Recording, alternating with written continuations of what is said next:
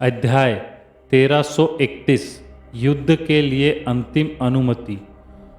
शमेंद्र ने भी उत्तर की प्रतीक्षा में विपिन की ओर देखा। वे भी विपिन द्वारा सुझाए गए व्यक्ति में रुचि रखता था। 7वें स्तर पर विपिन ने उत्तर दिया। 7वें भगवान बुहाजू आश्चर्यचकित थे। उन्हें उम्मीद था कि विपिन अपनी शक्ति के आधार पर सभी 10 स्तरों को पार कर लेंगे, लेकिन जल्द ही उन्हें एहसास हुआ कि विपिन ने पूरा प्रयास नहीं किया। विपिन का इरादा केवल परीक्षा पास करने का था। शमेंद्र ने उपहास किया। 7वां सुनो डोजो में शामिल होने के लिए केवल न्यूनतम मानक ऐसा लगता है कि आपके द्वारा सुझाए गए प्रतिभा का प्रदर्शन औसत दर्जे का है। आप यहाँ जो प्रतिभा लेकर आए हैं उसके बारे में क्या? भगवान बुहाजू ने उदासीनता से पूछा। शमेंद्र ने अपने पीछे खड़े मूक व्यक्ति की ओर देखा। आपकी क्षमता दिखाओ धीरेश। हाँ गुरु। उसी व्यक्ति ने सिर हिलाया और विपिन की ओर देखा। बिना स्रो टावर में चले गए। मैं यहाँ आपका समय बर्बाद नहीं करना चाहता। चलो विपिन। भगवान बुहाजू फिर विपिन से साथ चले गए। शमेंद्र ने उपहास किया और उन्हें जाने दिया। वे आदमी कौन है? ऐसा लगता है कि आप? विपिन ने लॉर्ड बुहाजू से पूछा। उसे पसंद नहीं करते। वे शमेंद्र है, दूसरा गोल्डन डकीन। हम पिछले कुछ सालों से एक दूसरे से प्रतिस्पर्धा कर रहे हैं। विपिन जो अनुमान लगाया था वे सच में साबित हुआ। चलो चीफ डकीन से मिलते हैं। लॉर्ड बुहाजू विपिन को अटारी में ले गए और हरे रंग की एक महिला के पास पहुँचे। हालांकि वे महिला कोमल दिख रही थी, विपिन अपनी आत्मा की शक्ति से महसूस कर सकता था कि वे वास्तव में लॉर्ड बुहाजू से अधिक शक्तिशाली था। जाहिर है कि वे स्नोडोजो की चीफ डकीन है। डकीन ग्रीन या विपिन है जिसमें स्नो टावर की परीक्षा पास की है। मैं उसे यहाँ प्रथम स्वर्ग में ब्रह्मांड देवता की रैंक वाली लड़ाई में शामिल होने की अनुमति के लिए आदेश करने की लिए लाया हूँ। लॉर्ड बुहाजू ने सीधे तौर पर अपना इरादा बताया। तुम्हें भी अनुमति चाहिए? डकीन ग्रीन ने भौहें सिकोड़ी। क्या कोई और है जो अनुमति चाहता है? लॉर्ड बुहाजू हैरान थे। शमेंद्र ने मुझे अनुमति के लिए आवेदन करने के लिए संदेश भेजे हैं, डकीन ग्रीन ने कहा। क्या? वे क्यों चाहता था कि लॉर्ड बुहाजू नाराज हो? अब मैं फ़ोन करूँगा। डकीन ग्रीन ने कहा कि उसे ये चर्चा करने के लिए आना चाहिए। थोड़ी देर बाद शमेंद्र प्रतिभा के साथ आया। धीरेन्द्र। जब वे लॉर्ड बुहाजू और विपिन से मिले तो शमेंद्र और धीरेन्द्र अभी भी उदासीन थे। ठीक है, चलो बात करते हैं और तय करते हैं कि किसे अनुमति मिल सकती है। डकीन ग्रीन ने विश्लेषण किया कि 3 महीने बाद 3 रैंक वाली लड़ाई होगी। प्रत्येक स्वर्ग में 10 ब्रह्मांड देवता लड़ाई में जाएंगे। जहाँ तक पहले स्वर्ग में ब्रह्मांड देवताओं की बात है, उनमें से 9 का फैसला हो चुका है और केवल एक ही बचा है। कौन अनुमति ले सकता है? बेशक, विपिन। लॉर्ड बुहाजू ने कहा कि केवल वही लड़ाई में पूरी तरह से जीत सकता है।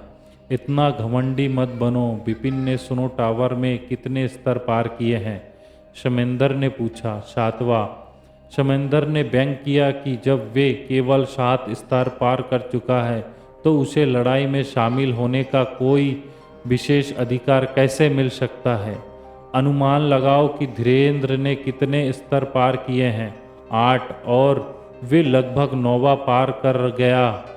तो ये स्पष्ट है कि धीरेन्द्र अधिक उपयुक्त है। यहाँ तक कि डकीन ग्रीन भी आश्चर्यचकित था कि धीरेन्द्र लगभग 9 स्तर पार कर गया।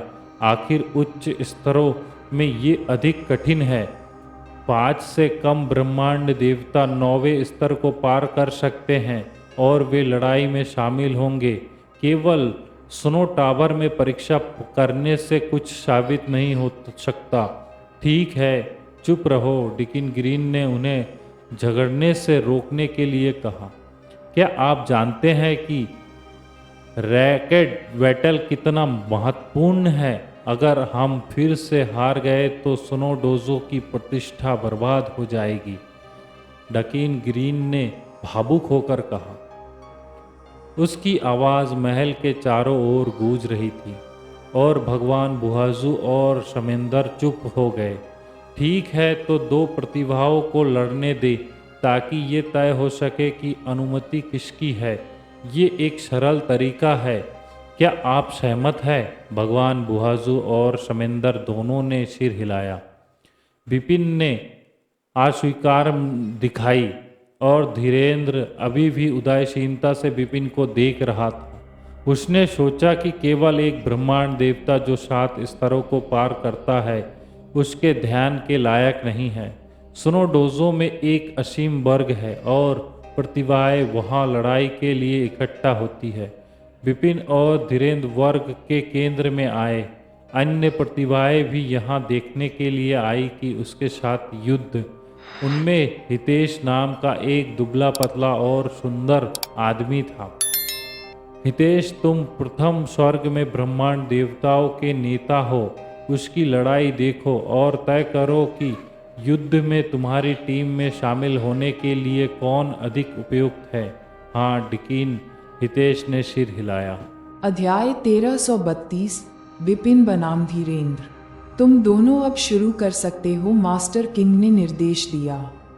विपिन और धीरेन्द्र ड्रिल ग्राउंड के बीच की ओर चले गए। विपिन बुहाजू बोला, जब तुम स्नो टावर में जाओगे तो तुम्हें केवल 7वीं मंजिल तक पहुंचने की आवश्यकता है और तुम्हें इसके बारे में चिंता करने की आवश्यकता नहीं है, लेकिन अब तुम्हें इसे गंभीरता से लेना होगा। चिंता मत करो, मैं जानता हूँ, विपिन ने हल्के से मुस्कुराया। विपिन और धीरेन्द्र ड्रिल ग्राउंड के बीच में खड़े थे और थोड़ी दूरी पर एक दूसरे का सामना कर रहे थे। धीरेन्द्र के चेहरे पर एक ठंडा भाव था और उसने विपिन को देखा। उसने अपनी आवाज़ कम की और कहा, तुम पहले आगे बढ़ो, मुझे अपना सब कुछ दे दो, अन्यथा तुम्हें मौका नहीं मिल सकता। तुम बहुत आश्वस्त हो। विपिन ने अपनी भौहें उठाईं। उसके हाथ में रक्त पर्वत तलवार दिखाई दी। मैं देखना चाहता हूं कि तुम्हारा आत्मविश्वास कहाँ से आता है। विपिन ने तुरंत कार्रवाई की।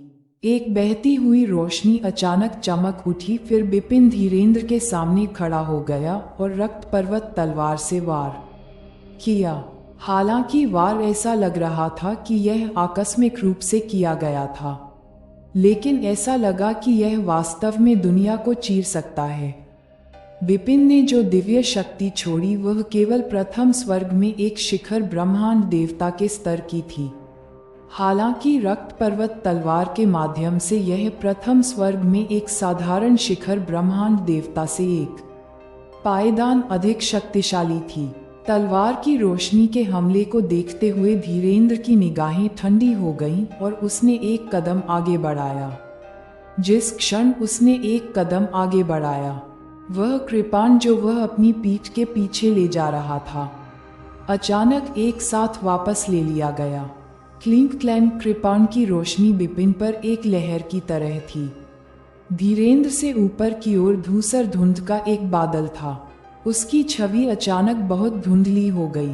डैंग डैंग डैंग, लगातार धातु की टकराने की आवाज़ सुनाई दी और विपिन की आकृति को 3 कदम पीछे हटने के लिए मजबूर होना पड़ा। ये शक्ति, तुम कमज़ोर नहीं हो।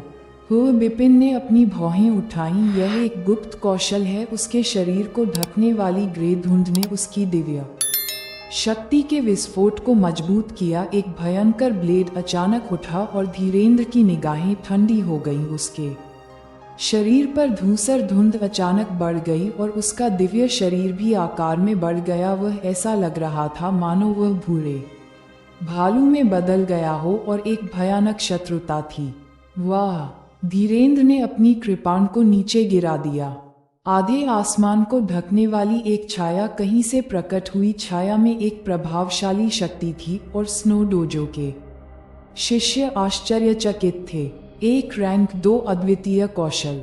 हालांकि यह केवल एक शुरुआती रैंक 2 है, लेकिन यह बहुत खराब नहीं है। कुछ शिष्य आपस में चर्चा कर रहे थे। पहले स्वर्ग में एक शीर्ष ब्रह्मांड देवता के लिए रैंक 2 अद्वितीय कौशल बनाना निश्चित रूप से अन्य दुनिया में कहीं और हलचल मचाएगा। हालांकि स्नो डोजो में जहां विशेषज्ञ पहले स्वर्ग में एक ब्रह्मांड देवता के लिए रैंक 2 अद्वितीय कौशल बनाने के लिए एकत्र हुए थे, वह कुछ भी नहीं था। स्नो डोजो में पहले स्वर्ग में कम से कम 1 दर्जन ब्रह्मांड देवता थे जिन्होंने रैंक 2 अद्वितीय कौशल बनाया था।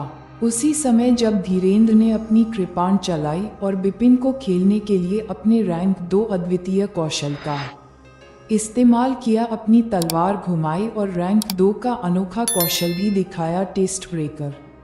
धमाका, एक जोरदार धमाका हुआ और जमीन अचानक फट गई और बिखर गई।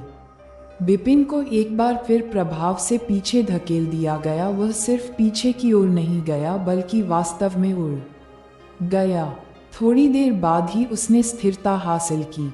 जैसा कि उम्मीद थी कि आप जो केवल स्नो टॉवर की 7वीं मंजिल तक पहुंचे हैं, केवल इस स्तर की शक्ति पर हैं। धीरेन्द्र अपनी कृपाण के साथ वहां खड़ा था और तिरस्कारपूर्ण तरीके से बोल रहा था।